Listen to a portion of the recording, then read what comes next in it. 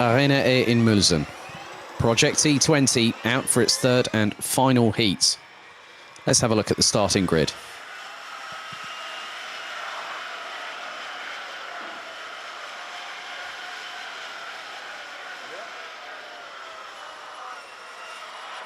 So it will be a repeat of what we saw earlier on today. Elis Spezia will start from pole position. Theo Kakati in the 733 will line up alongside. Mete Argun in the 730 lines up on the inside of row 2 with Jan Matas rounding out the top 2 rows. Matthias Jakobsen and Luca Nieuwenhuizen rounding out the top 6 positions ahead of Nikita Genza and Luca Muneretto. Nadim Kneiser, Mina Pedersen, Yannick Nielsen, Mats Johan Overhoff, Leo Elise, who was a little bit shaken after her incident in the second heat, but she's okay. She rounds out the top 13, and alongside will be Laurent Seyfried, doing double duty this weekend in both DD2 and Project E20. Once again, standing start formation. And Kakati again pointing the nose towards the apex of the first major corner here as we wait for the field to bunch up into their relevant positions.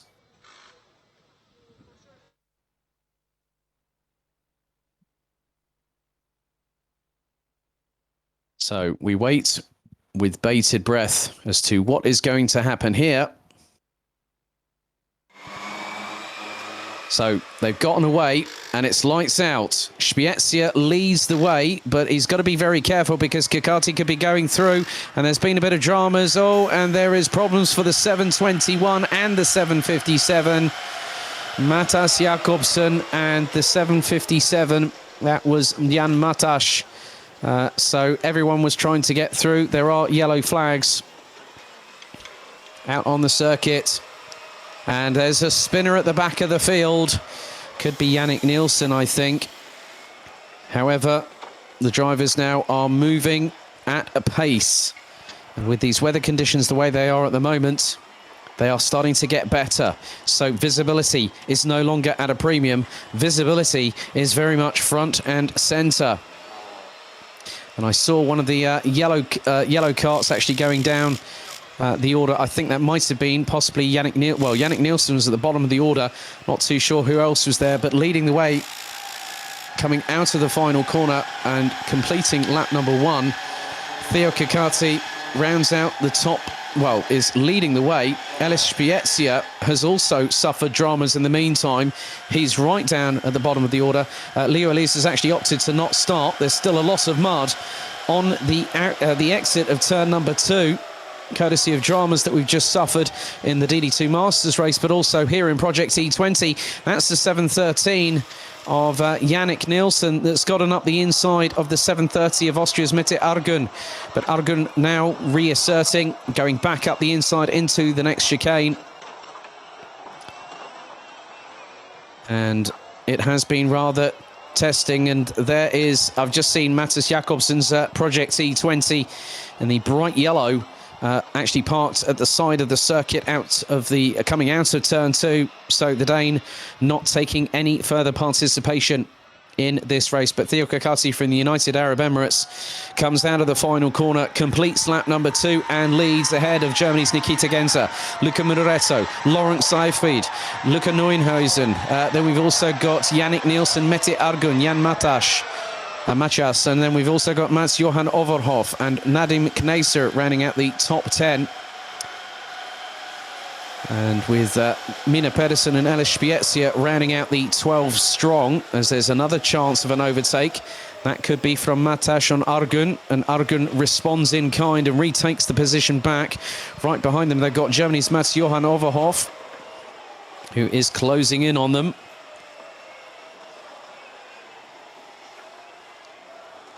So every single driver has made a betterment in terms of their lap time, as Matas was looking up the inside of Argun, but the Austrian managed to keep it planted towards the outside. Now, with this boost button function, you can use it as a defense or an attacking mechanism.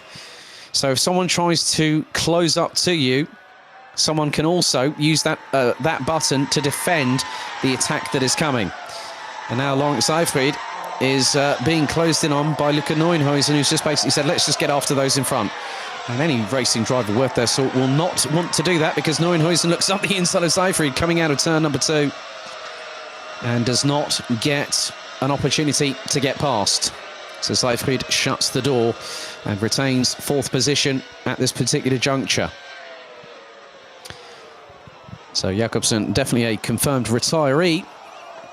Leo Elise from Norway not starting the race after what happened in race 2. However, just over 4 minutes to go. And Theo Kokati is trying to stretch an initial advantage, but Nikita Genza is not dropping the ball here at all.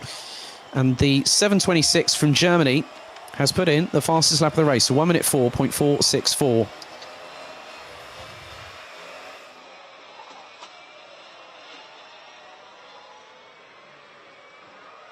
So no positional changes as we go on to lap number 5. It's business as usual. Kikati, Genza, Munareto, Seyfried, Neuenhuizen, Nielsen, Argun, it's Matash, Argun, Overhoff, Kneiser, Pedersen and Spiezia. The whole field covered by just over 12.7 seconds at the end of 4 laps of racing. We've got just 3 1/4 to go. Looks like Mats-Johan Overhoff is looking to get past Mette Argun from Austria as they bump their way through the chicane. Spiezia looking to close on Mina Pedersen. There's Mats-Johan Overhoff running under the same stable as Nikita Genza from Bühler Kart Racing Team, and we get the move there, but then the switchback happens. Mette Argun like a Brahma bull up the inside of the German, taking a wide line. Overhoff looks to cut through on the inside, and then Argun just powers past using the wider access point. So the track is still very green, very slippery out there. But Lawrence Seyfried still staying behind Luca Minaretto and staying ahead of Luca Neuenhuizen from the Netherlands.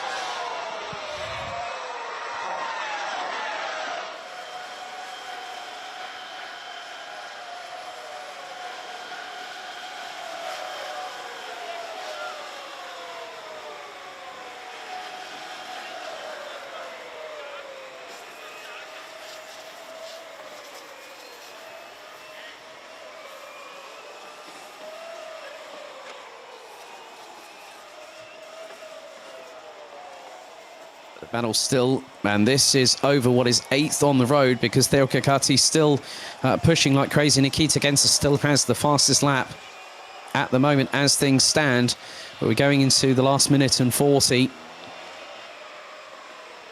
So the next time they come across the line,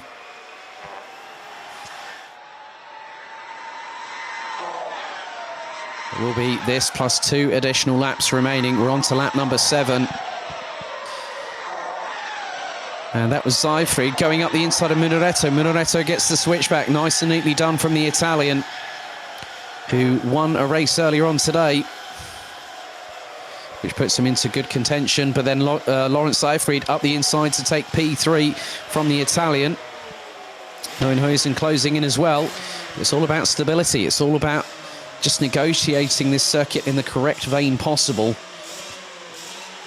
And Seyfried started stone dead last, 13th in this race, and he's now 3rd. There goes Neuenhuizen up the inside of Minaretto, but Minaretto uses that nice switchback, cuts back through, up the inside, and gets past the Dutch driver. So this time around, Theo Kokati will bring us on to lap number 8 out of 9, as Minaretto keeps ahead of Neuenhuizen, but the Dutch driver looking to close in on the Italian, coming out of the final corner. So the 8th lap out of 9 as Neuenhuizen slingshots his way past with great momentum. Probably a use of that boost button as well to get past Minaretto, and that will drop him down, the 749 from Italy, down into 5th position. As the timer is about to expire, a little bit of a side-by-side altercation between Jan Matash, who gets past Yannick Nielsen for position. That's for P6. The timer has expired.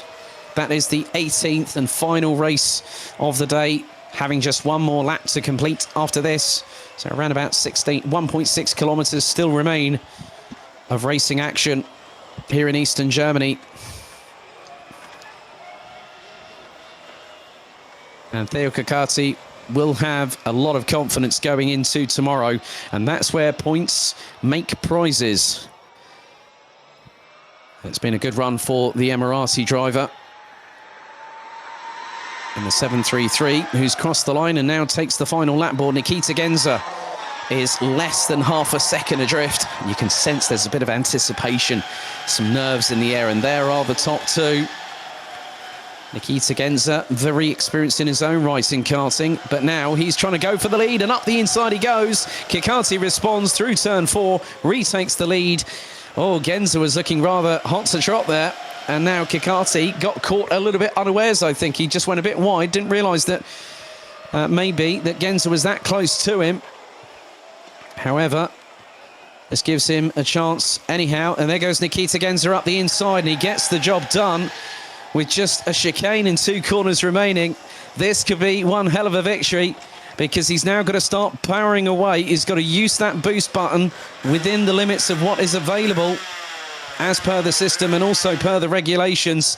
But out of the final corner, it's going to be a win. Nikita Genza beats Theo Kakati to the victory, and he knows it. He now celebrates.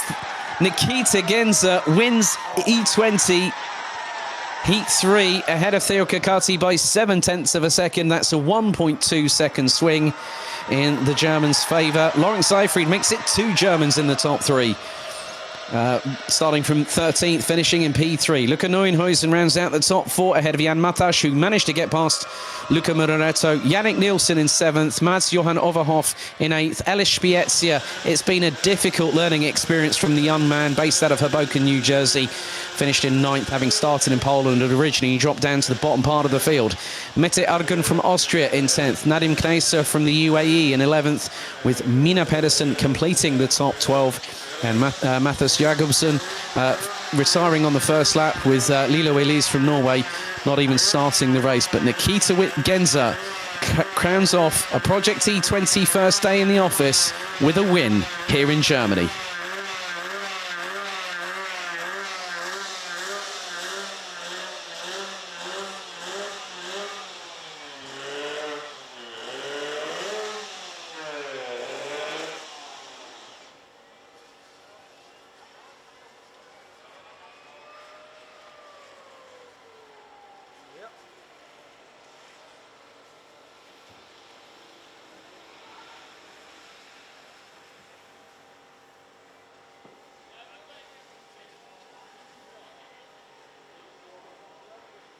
Well, that concludes Heat Day here in Germany for round 3 of the Euro Trophy season here in Muelsen. 18 races, and now